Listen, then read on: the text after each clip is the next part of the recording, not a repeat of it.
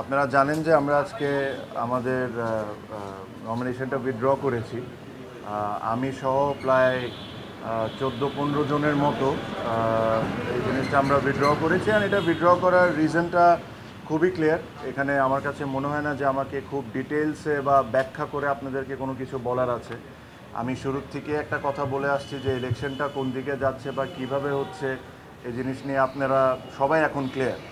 যখন যেমন মনে হচ্ছে, যখন যা মনে হচ্ছে তখন তা করা হচ্ছে।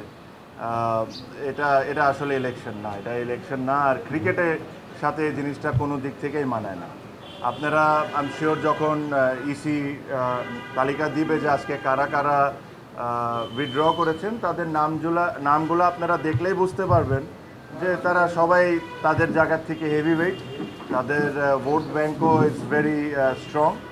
এটা হলো আমাদের একটা ওয়ে অফ প্রোটেস্ট, যে এখান থেকে এসে যে এই নোংরামির পার্ট আমরা থাকতে পারবো না। এখানে ধরেন বিভিন্ন ধরনের বিভিন্ন সময় অনেক ধরনের কথা বলা হয়েছে, but end of the day আমার কাছে মনে হয় যে এই নোংরামির সাথে আমরা কোনো দিক থেকে কোনোভাবে পার্ট রাখতে পারবো না। আর সেকেন্ডলি আমি একটা জিনিস সবসময় বলছি, ক্রিকেট, বাংলাদেশ ক্রিকেট এটা ডিজার্ভ করে না, বাংলাদেশের ক্রিকেট ফ্যানরাও এটা ডিজার্ভ করে না। এটাও বলে রাখি, আমি জানি না কতজন স্বীকার করবেন কি করবেন না, বাট এখানে আরও অনেকেই আজকে উইথড্র করতেন, তাদেরকে বিভিন্নভাবে বিভিন্ন ওয়েতে বোঝানো হয়েছে বা চাপ সৃষ্টি করা হয়েছে, তাদেরকে করে থামানো হয়েছে। বাট এছাড়াও অনেকেই আজকে উইথড্র করতেন। তাও 15 জন যদি আজকে করে থাকেন, যদি আমি রাইট হয়ে থাকি, এটা একটা সিগনিফিকেন্ট নাম্বার। অলমোস্ট 50% আপনার উইথড্র করে দিয়েছে। সো আমি এই বিষয়ে কোনো এক সময় ডিটেলসে আপনাদের সাথে কথা বলবো যে কি হয়েছে কি হয় নাই। আমি একটা জিনিসই বলবো যে যারা বোর্ডে আছেন তারা যদি এভাবে করে ইলেকশন করতে চান, করতে পারেন, জিততেও পারেন। বাট আজকে ক্রিকেট 100% হেরে গেছে, এটা নিয়ে কোনো সন্দেহ নাই। আপনারা বলেন বড় গলায় যে বাংলাদেশে ফিক্সিং বন্ধ করা লাগবে, আগে ইলেকশনের ফিক্সিং বন্ধ করেন, পরে ক্রিকেটের ফিক্সিং বন্ধ করার চিন্তাটা করি।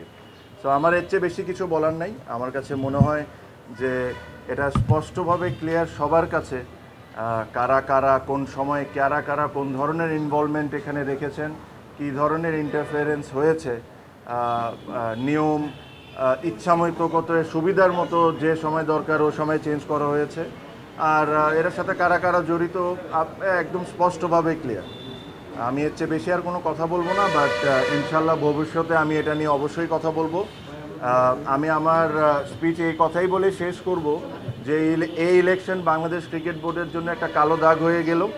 আর এই ইলেকশনের পার্টের সাথে যারা আছে, এরা আই এম শিওর তারাও বুঝতে পারেন যে ইলেকশনটা কোনো দিক থেকেই এটা একটা ইলেকশন ছিল না।